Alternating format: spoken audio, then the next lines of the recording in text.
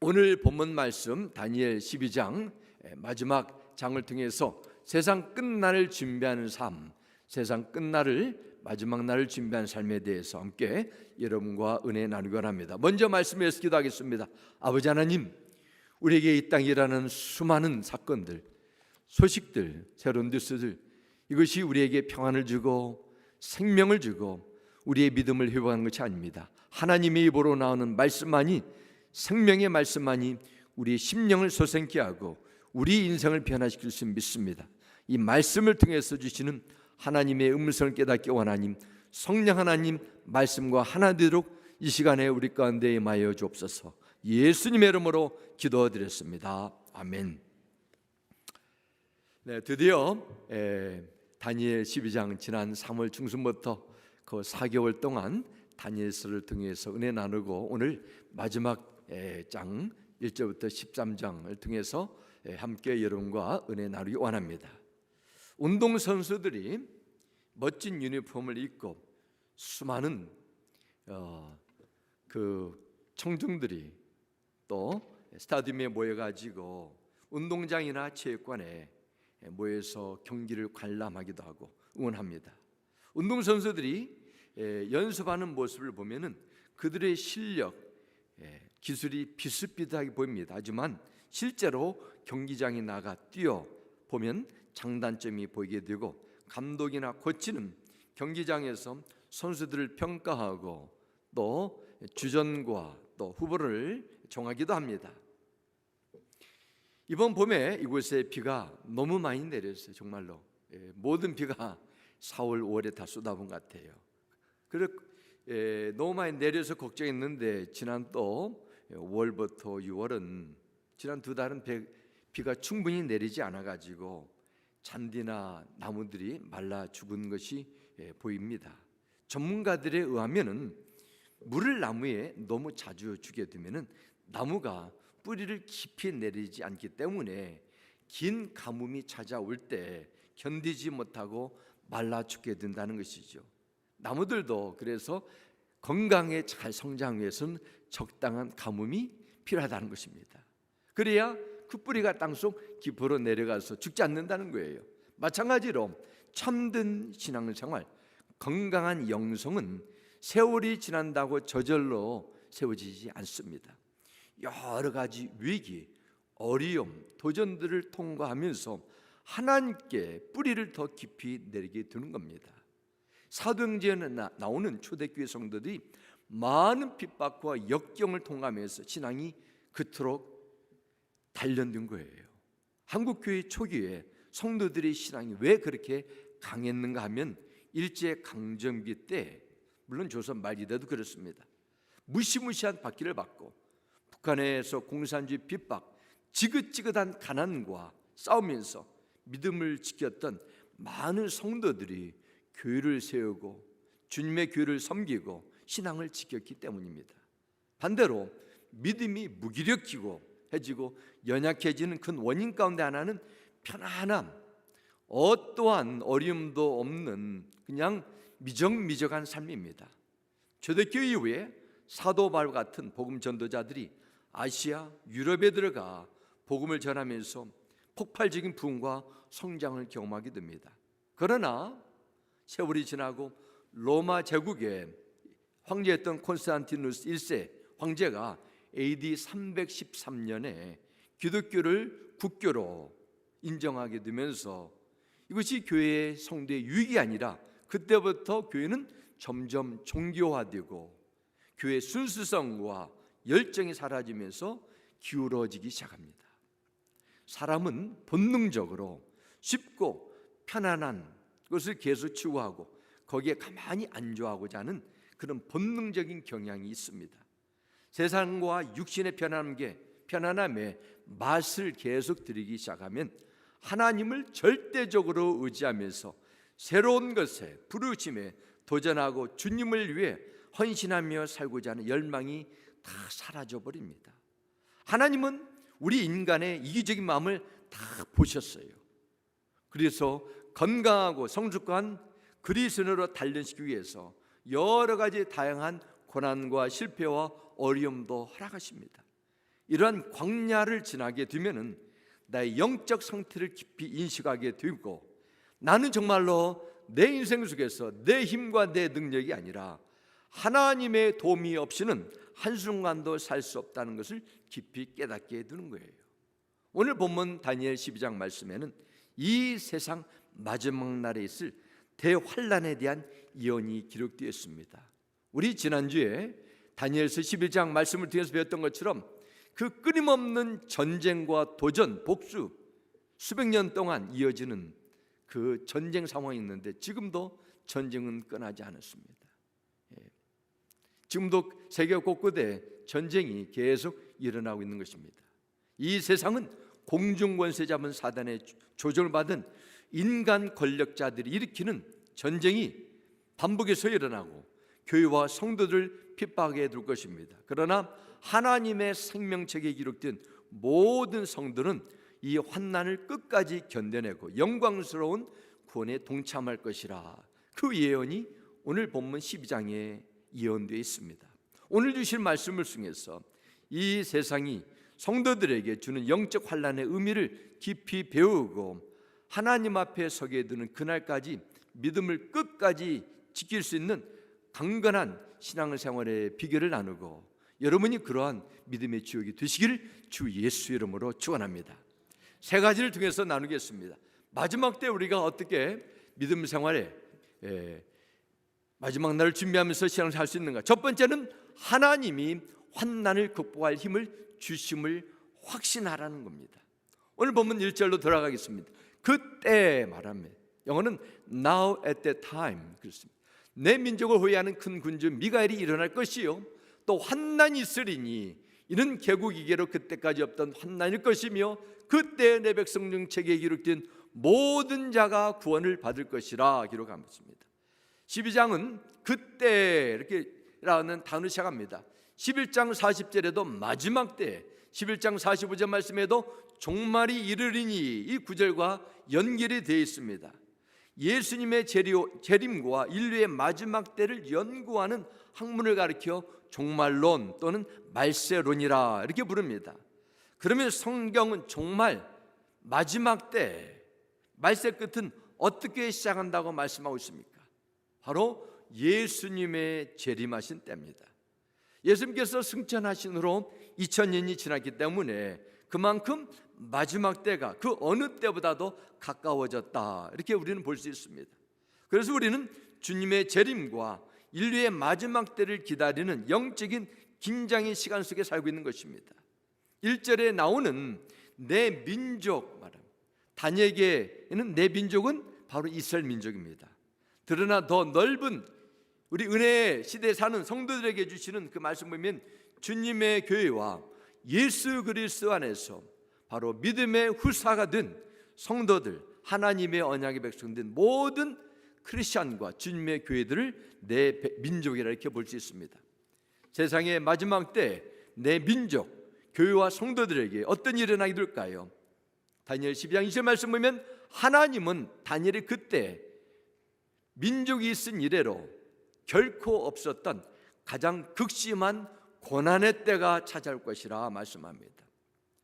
오늘을 사는 세상의 종말의 때를 준비하는 모든 성도들이 잊지 말아야 할 것은 예수님은 반드시 심판의 왕으로 이 세상에 반드시 오신다는 사실과 그때가 되면은 믿는 교회 성도들에게 무시무시한 고난과 핍박이 함께 찾아온다는 사실입니다. 예수님께서도 마태복음 24장 21절 말씀에 그때 마지막 때를 합니다. 어떻게 이렇게 말씀하십니까? 큰 환난이 닥칠 것인데 그런 환난은 세상 처음부터 이제까지 없었으며 앞으로도 없을 것이라. 다니엘 12장 2절 말씀과 동일하지 않습니까? 이 세상은 지배하는 사단의 세력, 세상의 마지막 때에도 지옥불에 던지기 바로 전까지 믿는 성도들을 더 강하게 핍박하고 공격하게 될 것이라는 것입니다. 이처럼 세상의 권력을 등에 업고 끊임없는 어려움으로 핍박으로 성도들을 좌지시키고 무너뜨리는 사단의 공격, 우리가 어떻게 사단을 우리 힘으로 이길 수 있겠습니까? 우리도 연약한데 하나님께서 도와주셔야 돼요. 그리고 하나님의 약속된 도움을 우리는 믿음으로 구해야 됩니다. 그래서 베드로전서 1장 5절 말씀 보면 너희는 말세에 나타나기로 예비하신 구원을 얻기 위하여 믿음으로 말미암아 하나님의 능력으로 보호하심을 받았느니라 약속하셨습니다. 하나님의 능력으로 보호하심을 받기 위해서 우리는 믿음으로 우리는 나가야 돼요. 믿음으로 싸워야 돼요. 믿음으로 기도해야 됩니다. 하나님은 전하신 능력으로 성도를 끝까지 보호해 주신다고 약속해 주셨는데 다니엘 12장 말씀 보면은 천사장 미가엘을 일으켜 생명책에 기록된 택함받은 성도를 구원하시겠다, 이런 약속을 오늘 본문 1절에 주셨습니다. 다시 1절 말씀 보겠습니다. 그때 마지막 때죠. 네 번째 호위하는 큰 군주 미가엘이 일어날 것이요. 여기서 하나님은 미가엘을 보내주셔서 이스라엘 민족을, 성도들을, 교회를 보호하고 지키는 한 큰 군주라 말한, 영어로는 The Great Prince, 군주라 말씀하셨습니다. 그러면 미가엘, 마이크 이는 누구일까요? 유다서 1장 9절 말씀이면 천사장이라고 불렀습니다. 천사장 미가엘이 모세 시대에 관하여 마귀와 다투어 변론할 때 바로 마귀와 싸우는 내용이 나오게 됩니다. 성경 미가엘을 천사장이라고 말씀합니다. 천사장이라는 것은 이름대로 천사들 가운데 서열이 가장 높은, 그러니까 대통령 그 밑에 총리라 이렇게 부를 수 있죠. 높은 천사 말합니다. 또한 미가엘은 하나님의 심판을 지팡하는 일을 하게 됩니다. 구약 성경에 보면 미가엘이라는 천사장은 이스라엘 민족과 늘 밀접한 관계 있는 것을 보게 됩니다. 다니엘 10장 말씀 봐도 미가엘 천사는 다니엘의 기도 응답을 방해하던 페르시아 왕을 지배하는 악한 영과 싸워 물리친 적이 있었습니다. 세상의 권력을 가진 자들을 조종하는 어둠의 권세와 싸워 하나님 나라를 세우는 일을 하게 된다는 것입니다. 물론 하나님께서 직접 할 수 있지만은 이런 천사장을 통한, 그를 따르는 천사들을 통해서 일하신다는 것입니다. 데살로니가전서 4장 16절 말씀에도 주께서 호령과 천사장의 소리와 하나님의 나팔 소리로 진이 하늘로부터 강림하시리니 그리스도 안에서 죽은 자들이 먼저 일어나고 말씀합니다. 예수님께서 재림하실 그때가 되면은 주님 안에서 죽어 부활을 기다리는 모든 성도들에게 바로 미가엘 천사장이 예수님께서 드디어 이 땅에 재림하신다, 그 놀라운 기쁜 소식을 큰 소리로 외치면서 세상에 알려줄 것이라 하십니다. 여러분, 지금도 하나님이 보내신 천사들이 일한다는 사실을 여러분 믿으십니까? 많은 사람들이 천사에 대해서 믿지 않은 것 같아요. 그래서 성경 말씀 보면 천사는 창세기로부터 요한계시록에 보면 천사들의 다양한 이름으로 나오게 됩니다. 구약 성경만 봐도 천사에 대한 언급이 300번이나 됐고 신약 성경 보면 175번이나 기록되었습니다. 우리가 말씀 나눈 다니엘서도 봐도 3장에 4장에 6장에 8장에 9장에 10장 또 오늘 본문 12장까지 총 7번에 걸쳐서 천사의 일이 나옵니다. 다니엘 어떻게 사자굴 속에서 살아났습니까? 천사가 사자를 입을 막았다 하지 않습니까? 다니엘 세 친구들이 어떻게 풀무불에서 살아났습니까? 천사들이 그와 함께 했어요. 천사는 죽은 인간이 변해가지고 된 그런 신비스러운 존재가 아닙니다. 사진을 보면은 베이비 엔젤, 어린 인형, 어린 천사가 있는데 천사는 아기가 아니에요. 천사는 하나님을 섬기는 일을 위해서, 그리고 예수 그리스도 안에서 구원의 은혜를 입은 성도들을 섬기라고 하늘에서 보내신 사자, 메신저입니다. 하나님 일꾼이에요. 열왕기하 6장 17절 말씀이면 엘리사 선지자의 사환이 천사들을 볼 수 없었는데 엘리사가 기도하니까 사환의 영안이 열리게 되면서 엘리사를 보호하고 있는 수많은 천사들이 있는 것을 보게 됐습니다. 영의 눈이 열리지 않으면 볼 수 없습니다. 하나님은 그러면은 어떤 목적을 가지고 천사들을 창조하셨습니까? 히브리서 1장 14절 말씀 보면 모든 천사들은 구원을 상속할 사람들을 바로 여러분과 저지 섬기라고 하는 게 보내진 섬기는 영들이 아닙니까? 말씀합니다. 천사들은 영적인 존재이기 때문에 인간의 눈으로 볼 수 없습니다. 우리 눈에 보이지 않는다고 해서 천사들이 우리 주변에 없다고 말할 수 없습니다. 분명한 사실은 성경 말씀에 천사들은 마지막 때를 사는 성도들이 핍박과 극심한 환난에 처했을 때 옆에서 늘 도와주고 격려하며 믿음을 끝까지 지킬 수 있도록 함께 하심을 믿으시고 감사하시기 바랍니다. 그러면 오늘 본문으로 돌아가서 왜 미가엘 천사장이 세상의 마지막 때에 일어난다고 1절에 기록하고 있습니까? 미가엘 천사장은 루시퍼와 타락한 천사들, 사탄과 마귀들을 하늘에서 내쫓았을 뿐만 아니라 지금도 사단과 악한 천사들을 무너뜨리고 이 세상 마지막 때에 최후의 승리를 주시기 위해서 하나님의 백성들을 위해 싸워주시기 위해서 보내주신 거예요. 요한계시록 12장 7절부터 9절 말씀 보면 이렇게 기록합니다. 그때 하늘에서 전쟁이 일어났습니다. 미가엘과 미가엘의 천사들은 용과 맞서서 싸웠습니다. 용과 용의 부하들이 이에 맞서 싸웠지만 당해내지 못하였으므로 하늘에서는 더 이상 그들이 발붙일 자리가 없었습니다. 그래서 그 큰 용, 곧 그 옛뱀은 땅으로 내쫓겼습니다. 그 큰 용은 악마라고도 하고 사탄이라고도 하는데 온 세계를 미혹하던 자입니다. 그 용의 부활도 그와 함께 땅으로 내쫓겼습니다. 사탄의 이름 뭡니까? 온 세계를 미혹하던 자라 말합니다. 요한계시록 12장 7절 말씀은 다니엘 12장 1절 말씀처럼 천사장 미가엘과 그를 따르는 천사들이 마지막 환난 기간 중에도 성도들을 위해서 용과 그의 천사들과 싸우게 됩니다. 성경은 용을 어떻습니까? 온 세계를 미혹하는 자라. 사탄의 의미는 참소자, accuser, 고소자 이렇게 말합니다. 8절 말씀에 보면은 하늘의 전쟁이 결국 미가엘과 천사들의 승리로 끝나게 되고 이제 용과 그의 천사들, 사단과 악마는 이 땅으로 내어 쫓겼습니다. 초대교회로부터 시작해서 교회 역사를 보면 교회와 성도들은 상상할 수 없는 핍박과 고난을 경험했습니다. 미국 크리스천 포스트에서 최근 2022년 금년이죠. 올해의 박해자라는 제목의 보고서에 나왔는데 여기 보면 지금도 이 세상 곳곳에 약 3억 6천만 명 되는 미국 인구보다 훨씬 많은 크리스천들이 엄청난 핍박과 어려움을 차별을 받고 있다. 그런 보고서가 나왔습니다.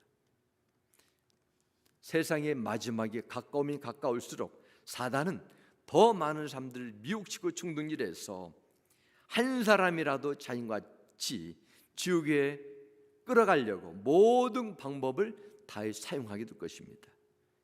사단은 또한 미혹하기 위해서 세상의 문화, 예술, 미디어, 교육 시스템, 정부의 권력 모든 것을 다 동원해서 주님의 교회를 끊임없이 고소하고 비방할 것이. 우린 지난 2년 반 동안 그런 것을 경험하지 않았습니까?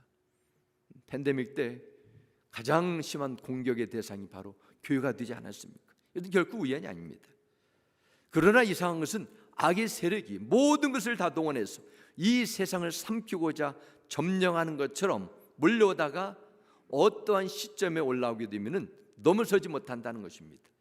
20세기의 공산주의도 그랬고 한국 동남도 그냥 다 한반도가 공산주의로 될 수 있었는데 하나님의 놀라운 기적과 간섭 속에서 낙동강 전투에서 다시 방어하게 되고 상륙작전, 그 모든 과정이 보이지 않는 하나님의 손길이었다는 것입니다. 사랑하는 성도 여러분, 우리가 이 험난한 끊임없이 요동치는 세상에 살고 있지만은 세상의 세력을 두려워하지 마시기 바랍니다. 주께서 여러분을 주님의 교회를 끝까지 지켜주심을 믿으시기 바랍니다. 천군 천사를 통해서도 24시간 보호하시고 선한 길로 인도하심을 믿으시고 주님의 부르신 그 자리를 끝까지 지켜나가길 주님의 이름으로 부탁드립니다. 두 번째는 우리는 마지막 때를 준비하는 신앙 가운데 천국을 향한 산소망을 품어야 됩니다. 2절 말씀 보겠습니다. 땅의 티끌 가운데 서지 않은 자 중에서 많은 사람이 깨어나 영생을 받는 자도 있겠고 수치를 당하여서 영원히 부끄러움을 당할 자도 있을 것이며 이렇게 말씀합니다. 땅의 티끌 가운데 자는 자, 여기서 자는 자는 이미 세상을 떠난 자를 의미하지. 악의 영의 충동질을 받아 세상의 세로부터 인해 환난 가운데 순교를 당한 성도들을 뜻합니다. 이들이 순교당한 순간에는 너무도 비참하며 비극적으로 짧은 인생을 마쳤는 것 같았는데 잠시 후 깨어 영원히 하나님의 영광에 참여했습니다. 어떤 사람은 잠시 이 세상에서 살 때는 편하고 모든 것을 다 가진 것처럼 사람들의 부러움을 샀는데 나중에 죽어서 어떻게 했습니까? 영원히 부끄러움을 당하는 그런 자들이 있다고 성경이 기록합니다. 고난의 끝에 가면 너무도 허망해 죽은 것처럼 여겼던 성도들이 깨어나 주의 영광에 참여하게 되고 세상에 따라 마음껏 살던 자들은 영원한 하나님의 심판과 부끄러움과 수치 속에 살 것이라, 이렇게 2절에 말씀합니다. 이 말씀은 한 인간이 영원한 복과 사랑을 받았느냐, 버림을 받았느냐, 성공했냐, 실패했냐, 이런 것을 결정하는 것은 우리가 살고 있는, 우리가 밟고 있는 이 땅 세계가 아니라는 것입니다. 하나님께서 모든 인생의 영혼을 부르실 그때 가보면 아는 거예요. 그러므로 주님을 위해 지금 이 세상에서 겪게 되는 어떤 손해나 고뇌도 영원한 천국에서 누릴 소망을 품게 되면 이것이 감사한 일이요, 영광에 참여하는 축복의 기회가 됨을 믿으시기 바랍니다. 계속해서 5절부터 7절 보겠습니다. 나 다니엘이 본즉 다른 두 사람이 있어 하나는 강 이쪽 언덕에 섰고 하나는 강 저쪽 언덕에 섰더니 그 중에 하나가 세마포 옷을 입은 자 곧 강물 위쪽에 있는 자에게 이르되 이 놀라운 일의 끝이 어느 때까지냐 하더라. 내가 들은즉 그 세마포 옷을 입고 강물 위쪽에 있는 자가 자기의 좌우 손을 들어 하늘을 향하여 영원히 살아계시는 이를 가리켜 맹세하여 이르되 반드시 한 해 두 때 반때를 지나서 성도의 권세가 다 깨지기까지니 그렇게 되면 이 모든 일이 다 끝나리라 하더라. 아멘. 이것은 다니엘이 받은 환상의 마지막 부분입니다. 강이 하나 있어요. 근데 5절 다시 보여주시겠어요? 5절 말씀. 강이 있는데 하나는 강 두 사람이 있습니다. 강 이쪽 언덕에 있고 하나는 강 건너편 언덕에 서 있습니다. 근데 강 이쪽에 있는 사람이 6절 보면 질문을 하게 됩니다. 이 놀란 일의 끝이 어느 때까지냐? 6절에 기록하죠. 이때 강 저쪽에 있는 세마포옷을 입은 사람이 말씀하고 있습니다. 아마 강 건너편에 있는 사람, 저쪽에 있는 사람들은 강을 이미 다 건넌 사람들입니다. 그리고 이 편에 있는 사람들은 아직 강을 건너지 않고 건너가기를 준비한 사람들이죠. 그러면 이 강은 무엇을 상징할까요? 바로 이 강은 인생의 모든 것을 다 마친 자들이 죽음의 강입니다. 죽음의 강. 그리고 7절 말씀 보면 강물 위에 흰 세마포 입은 분이 있어서 말합니다. 그리고 강물에 빠지지 않고 강물을 건널 수 있도록 도와주는 것입니다. 이분이 누구예요? 바로 예수 그리스도를 의미합니다. 예수님께서 세상 끝날까지 성도들을 함께 하신다는 것입니다. 어느 때까지요? 죽음의 강을 건널 그때까지요. 히브리서 9장 27절 말씀처럼 한 번 죽는 것은 사람에게 정하신 것이요 그 후에는 심판이 있으라 말씀하셨습니다. 다른 중에서는 생로병사라 해서 그냥 사람은 살다가 고생당하고 병들어 죽는 것이 이렇게 단정합니다. 그러나 죽음이 끝이 아니에요. 죽음 후에 건넌 강이 있다고 말씀합니다. 강을 건너야 돼요. 그래서 주 예수 안에 있는 자에게는 죽음이 마지막이 아닙니다. 영원한 본향 천국을 입성하는 관문이 있는데 이 죽음의 강을 건너야 돼요. 그 건널 수 있도록 주께서 함께 하신다는 것입니다. 존 버년이 쓴 철로 역정 Pilgrim's Progress라는 그 내용의 마지막 부분에 보면은 크리스찬과 소망이라는 이름을 가진 이 두 사람이 이 죽음의 강을 건너는 장면이 생생하게 묘사되었습니다. 아마 존 버년님 오늘 다니엘 12장 말씀 5절부터 7절 말씀을 많이 묵상했던 것 같아요. 이 크리스찬 사람이 믿음의 순례길을 다 마친 후에 용감하게 이 죽음의 강을 건너려고 하고 있습니다. 이 캄캄한 어둠과 공포가 크리스찬을 덮쳐가지고 그는 앞을 전혀 볼 수가 없었습니다. 너무도 두려우니까 패닉 상태에 빠진 것입니다.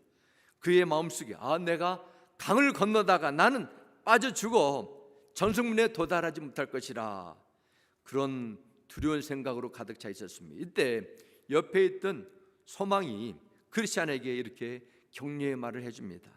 크리스찬, 당신이 이 강을 건너가면서 느끼는 이 불안과 고초는 결코 하나님께서 당신을 버리셨다는 그런 증거가 아니라 지금까지 당신이 받은 하나님의 신실하심을 기억하는지, 또한 환난 때 마지막 때까지 주님을 의지하는가, 이것을 시험하는 겁니다. 기운을 내십시오.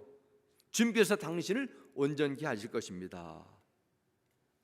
이 소망의 말을 든 두려움과 공포 속에 빠진 크리스찬이 믿음이 회복됐어요. 자신감을 얻게 됐습니다. 내 눈에 다시 주님이 보입니다. 주께서 내게 말씀하십니다. 그리고 이사야 43장 2절 말씀처럼 내가 물 가운데로 지날 때 내가 함께 할 것이라, 내가 강을 건널 때 물이 너를 침몰치 못할 것이라, 이 말씀을 주님이 크리스찬에게 줍니다. 강물에 들어갔는데, 강물 속에 빠져 영혼이 죽을 것 같았는데 그는 강물 속으로 빠지지 않고 금방 떠올라가지고 강물 저 건너편에 있는 영원한 나라 천국으로 들어가게 됩니다. 그가 그 나라에 들어갈 때 건너편에 있는 천사들과 먼저 죽음의 강을 건넌 성도들이 나팔을 불면서 이 크리스찬이 이 새 나라에 온 것을 아주 기쁨으로 환영해 줍니다.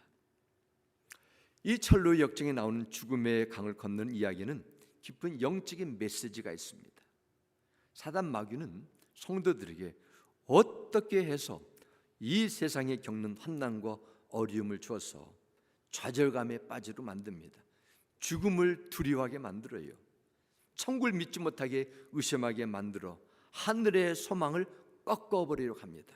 그러나 주님은 세미한 음성으로 우리를 불러주시고 성령으로 위로해 주시고 절망과 두려움의 자리에서 소망의 생각을 불러주십니다. 우리가 그 거듭난 은혜를 체험하게 되는데, 우리가 주 안에서 중생의 체험이 있나 아닌가, 무엇을 보면 알 수 있습니까? 소망을 어디에 두었나, 이걸 보면 어느 정도는 짐작하게 돼요. 썩어질 이 세상에 두고 사는가, 아니면은 천국을 향한 산소망이 내 마음속에 있나, 이걸 보면 알 수 있습니다. 거듭난 사람들이 가지고 있는 소망은 장차 내가 부활해서 천국에서 하나님의 나라에 들어가 영생 복락을 누리는 이 영원한 소망입니다. 이 땅에도 많은 소망이 있습니다. 그러나 때가 되면 다 사라져버려요. 그러나 하늘에 있는 소망은 영원합니다. 앞으로 10년, 20년, 50년 후에 이 세상에 일어난 미래의 사건, 미래에 대한 막연한 꿈과 소망이 아니라 언젠가 우리도 이 소망과 크리스찬처럼 죽음의 강을 건넌 후에 천국에서 여러분을 기다리시는 주 예수님께 소망을 두고 믿음을 굳건하게 지켜나기를 부탁드립니다. 요한복음 7장 17절에 말씀합니다. 그때 일어날 일이에요. 이는 보좌 가운데 계신 어린 양이 그들의 목자가 되사 생명수 샘으로 인도하시고 하나님께서 그들의 눈에서 모든 눈물을 씻어 주실 것임이라 말씀했습니다. 하나님께서 믿음을 지킨 성도들의 눈에서 모든 눈물을 다 씻어준다 약속하셨어요. 여기서 모든 눈물은 어떤 눈물을 합니까? 이 세상에 살면서 실패하고 억울하고 후회하고 이것을 내가 풀지 못해가지고 속이 탄 그런 눈물을 닦아주는 것이 아니에요. 그것은 상관없습니다. 하나님과 주님을 섬기다가 충성하며 오해도 받고 손해보고 이 땅에 흘렸던 고난과 희생, 헌신의 눈물이에요. 그러므로 믿는 성도는 죽음과 이 세상에서 주님을 따르다가 겪는 어려움을 두려워하는 것이 아니라 이것을 우리는 더 사모해야 돼요. 어려움 겪는 만큼 주님의 은혜가 더 풍성하기 때문입니다. 주님을 섬기고 따르기에 겪는 어려움과 힘든 마음의 고통 속에서도 주님이 부르실 그 순간을 소망하며 위로받고 인내해야 됩니다. 성경에 나오는 믿음의 조상들처럼 천국을 소망하며 믿음을 끝까지 지켰어요. 히브리서 11장 15절 16절 전반절에 말씀합니다. 믿음의 조상인들이죠. 그들이 낳은 바 본향을 생각했더라면 돌아갈 기회가 있었으려니와 그들이 이제는 더 나은 본향을 사모하니 곧 하늘에 있는 것이라 말씀합니다. 하늘에 있는 본향을 품었어요. 우리의 믿음 조상, 이 세상을 살면서도 이 땅의 삶보다 더 좋은 부활의 삶이 있음을 소망했습니다. 그 소망이 참고 견디고 세상의 모든 풍파를 넉넉히 이겨냈다고 말씀합니다. 그들이 세상이 주는 무시와 조롱과 심지어 죽음까지도 내어놓고 주님을 끝까지 따랐던 것은 천국에 산소망을 뒀기 때문이라고 성경이 기록합니다. 세상에 존재하는 모든 것은 시간이 지나면 다 병들고 쇠퇴하고 썩어지고 부패하는 이런 원리가 있습니다. 이것을 알았던 솔로몬은 전도서 1장 말씀 보면 헛되고 헛되니 모든 것이 다 헛되다. 헤아려서 인간이 수고하는 모든 것이 다 사람에게 무엇이 유익한가, 이런 내용을 남겼습니다. 세상의 것을 조금 더 소유함으로 행복을 추구하고 이 세상에 사는 것이 무한한 것처럼 붙잡고 살면 반드시 후회하는 날이 올 것이라고 솔로몬은 말씀을 통해서 우리에게 알려줬어요. 조금만 생각해 보면 세상이 그렇게 다무한 거예요. 잠시 있다 떠나는 세상은 바로 나그네와 같아요. 여행자와 같습니다. 그래서 우리는 순례자로 살아야 돼요. 이 세상 앞으로 30년 100세 110세 인생을 경외하는 그러한 추구가 아니라 천국의 부르심을 늘 소망하며 살아가는 부활신앙의 소유자가 되시길 주님의 이름으로 축원합니다. 세 번 마지막으로 우리는 마지막 때를 준비한 신앙, 위에서 부르신 사명과 상급을 위해서 살아야 됩니다. 4절 말씀 보겠습니다. 다니엘아, 마지막 때까지 말을 간수하고 이거를 봉함하라. 많은 사람이 빨리 왕래하며 지식이 더하리라 말씀합니다. 하나님께서 다니엘에게 미래에 일어날 마지막 때 계신 말씀을 주시면서 끝이 많은 때까지 그 말씀을 닫아둬라, 봉인하라 말씀합니다. 이것은 아무도 읽지 못하게 하라는 뜻이 아니라 아무리 읽어도 깨달을 수 없기 때문에 그냥 여기에 대해서 너무 깊이 알려고 하지 말라는 것입니다. 8절 말씀에도 보면은 다니엘이 깨닫지 못해가지고 계속 질문을 던집니다. 9절에도 모르겠습니다, 다시 알려주세요. 그런데 대답이 너는 내 길을 가라 말씀합니다. 지나친 관심으로 멋대로 해석해서 여기에 대해서 하나님의 뜻을 왜곡하지 말라는 것입니다. 이 세상에 있는 많은 이단의 세력들이 봉함해야 되는데 자기 뜻대로 막 해석해가지고 사람을 두려움과 공포 줘가지고 자기의 욕심을 채우는 일들이 얼마나 많이 있습니까? 성경에서 잠잠하면 거기까지 딱 머무어야 되는데 이 인간의 거짓 세력은 가만두지 않습니다. 간직하라는 거예요. 그리고 4절 말씀 보면 세상의 마지막 때 올 때 사람들이 이리저리 왕래하고 지식이 증가할 것 더하리라 말씀합니다. 물론 이 시대에 우리는 정말 글로벌 시대에 살고 있지 않습니까? 모든 세계가 점점 일생활권이 되고 어떤 때는 세상에 있는 수많은 지식을 다 모든 사람들이 공유하는 지식이 넘쳐나는 시대에 알고 있습니다. 그러나 여기서 말씀하는 지식은 저는 마지막 때를 상징하는 영적인 지식이라 말씀입니다. 다니엘은 수백 년 후에 인류 역사에 대한 환상을 받았습니다. 북쪽 왕이 누구인지, 남쪽 왕이 누군지, 공주가 어떤 공주인지 확실히 몰랐어요. 어설프게 알았습니다. 그러나 끝이 임할수록 성경에 기록된 모든 예언의 말씀이 점점 선명하게 분명하게 성취되면서 지식이 더하리라 증가하는 것입니다. 다니엘 시대보다도 우리가 더 하나님의 말씀에 대한 지식이 더 많다고 볼 수 있지 않습니까? 하나님께서는 다니엘에 주시는 계시의 말씀을 주면서 세상의 끝이 임하는 때까지 그 말씀을 닫아둬라 말씀입니다. 마지막 때에 대한 메시지는 환난이 찾아올 때 그 의미와 능력을 깨닫게 되기 때문입니다. 세상의 마지막 때 위적인 핍박과 고난뿐만 아니라 거짓의 영들이 믿는 성도들을 위험에 빠뜨리고 배교하도록 극성을 부리는 영적인 혼돈의 시대에 살게 됩니다. 이럴 때일수록 말세 증조에 대해서 성경을 넘어서 극도의 관심과 잘못된 해석에 잘못된 호기심을 두는 것이 아니라 언제나 주님이 오셔도 내가 믿음으로 기쁨으로 맞이할 수 있는 준비를 해야 되죠. 이것이 바로 마지막 때를 사는 성도의 바른 자세입니다.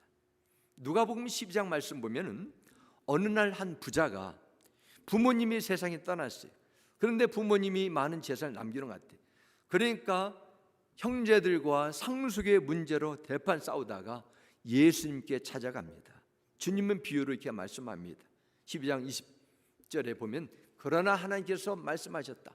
어리석은 사람아, 오늘 밤에 내 영혼을 내게서 도로 찾을 것이다. 그러면 내가 장만할 것들이 누구의 것이 되겠느냐 말씀합니다. 아버지의 유산 가지고 그렇게 싸우는데 얼마나 어리석냐 말씀합니다. 왜냐?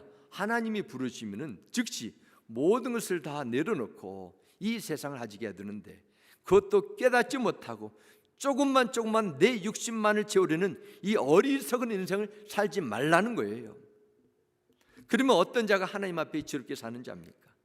성경에 말씀하는 지혜로운 사람은 세상에 유명한 대학을 다니거나 IQ가 높은 지식이 넘치는 그런 사람을 절대로 말하지 않습니다. 시편 111편 10절 말씀 보면 여호와를 경외함이 지혜의 근본이라 그의 계명을 지키는 자는 다 훌륭한 지각을 가진 자라 말씀합니다. 성경에서 말씀하는 지혜는 하나님을 경외하고 그의 말씀대로 살아가는 자, 지혜로운 자예요. 언제 어느 때 내 영혼이 하나님 앞에 부름을 받다 해도 죽음으로 다 사라지지 않고 천국에 영혼이 남는 그 일들에 참여하는 것입니다. 오늘 본문 3절 말씀 들어가겠습니다. 지혜 있는 자가 또 나오죠. 어떤 자입니까? 궁창의 빛과 같이 빛날 것이요 많은 사람을 옳은 대로 돌아오게 한 자는 별과 같이 영원토록 빛나리라 말씀합니다. 지혜로운 자들이 말씀하시면서 이들은 많은 사람을 올바른 대로 돌아오게 하는 주님의 일꾼들이라는 것입니다. 하나님께서 이들을 어떻게 하신다고 해요? 별과 같이 영원토록 빛나리라 말씀합니다. 좀 더 쉽게 설명해 드리면은 하나님께서 옳은 대로 인도하는 그런 자를 하늘의 영원한 스타로 만들겠다는 것입니다. 물론 이 세상에도 스타가 있습니다. 뭐 아이돌이라고 말하기도 하죠. 연예계에도 예술계에도 스포츠계에도 스타라 그렇게 말합니다. 군대에도 스타들이 있어요. 하지만 그러한 스타들은 잠시 반짝이다가 시간이 지나면 다 사라져 버려요. 세상에는 영원한 것이 없습니다. 그러나 영원히 빛나게 하는 그런 자들이 있어요. 그것은 하나님께서 주시는 별입니다. 어떤 자에게 주세요? 바로 많은 사람을 옳은 대로 인도한다. 하나님을 경외하며 주님의 뜻대로 사는 자들입니다. 많은 사람을 올바른 데 인도하는 자들이 가장 바른 방법이 무엇일까요? 바로 한 사람을 생명의 길 되신 예수님께로 인도하는 전도입니다. 전도는 하나님을 모르고 살다가 영원한 심판에 빠질 자들에게 복음의 진리를 전해서 그들이 어둠의 저주의 권세에서 벗어나 영원한 구원의 길로 인도함 받기 때문입니다. 금방 죽어가는 사람에게 몇십 년 생명 연장해 주는 것도 엄청난 복된 일인데, 귀한 일인데, 하물며 죄와 어둠의 권세에서 자유받고 몇십 년이 아니라 천년 만년 영원한 생명을 얻도록 해준다면 이보다 더 값지고 온전한 일이 어디 있겠습니까? 하나님은 한 영혼을 주님께로 인도하는 자들을 하늘에 빛나는 별들처럼 영광스럽게 해주겠다고 말씀하셨습니다. 그러나 이 세상은 반대로 가죠. 이 세상의 문화나 사람들의 풍조는, 인생관은 어떻게 해서든지 이 세상에서 내가 힘 있을 때, 잘 먹고 즐기는 일에 빠지라 속삭입니다. 인생의 승부, 모든 것을 성공과 행복을 여기서 찾으라, 성공신화를 만들라 부추깁니다. 그러나 성경은 그렇게 말씀하지 않습니다. 어리석은 인생이에요. 지혜롭게 살기 위해서는 여기에 인생의 모든 것을 쏟아붓지 말라는 것입니다. 그는 이 세상은 사라지기 때문입니다. 야고보서 4장 14절 말씀에도 여러분은 내일 일을 알지 못합니다. 여러분의 생명이 무엇입니까? 여러분은 잠깐 나타났다가 사라져버리는 안개에 지나지 않습니까? 말합니다. 잠깐 사라졌다가 지난 안개라 말합니다. 어떻게 보면은 모든 사람은 한 번밖에 없는 시한부 인생을 살고 있습니다. 안개처럼 지나간 그 짧은 인생의 황혼이 지나가는데 거기에 승부를 걸지 말라는 것이죠.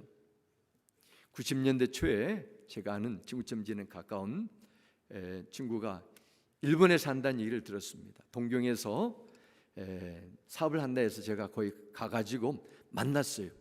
야, 너 뭐 사업에 성공했더니 뭐하니? 그랬더니 그 당시에 미디어 가게를 한대. 미디어 가게가 아니 미디어 빌려주는 것을 하게 되는데 너무너무 잘 된대요.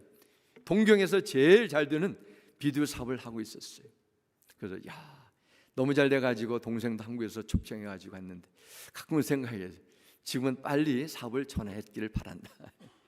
30년 전에는 얼마나 그래서 바쁘게 잘 됐는지 딜리버리까지 해주니까. 그러나 이것은 사양산업이 사양산업. 때가 지나면 다 닫을 수밖에 없습니다.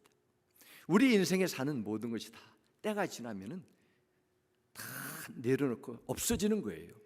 안개처럼 지나가는 일에 인생을 낭비하지 말라는, 쏟아부어서 낭비하지 말라는 것입니다. 하나님께서는 다니엘에게 모든 환상과 계시를 주시고 결론 같은 말씀을 이렇게 13장에 주십니다. 13절 보겠습니다. 너는 가서 마지막을 기다리라. 이는 내가 평안히 쉬다가 끝날에는 내 목을 누릴 것임이라.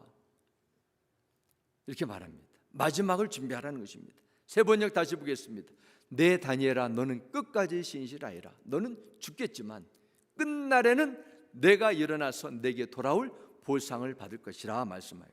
너는 죽는다. 그러나 영원한 것을 위해서 마지막까지 일하라는 것입니다. 이 말씀을 받은 다니엘은 90세가 되던 연로한 노인이었습니다.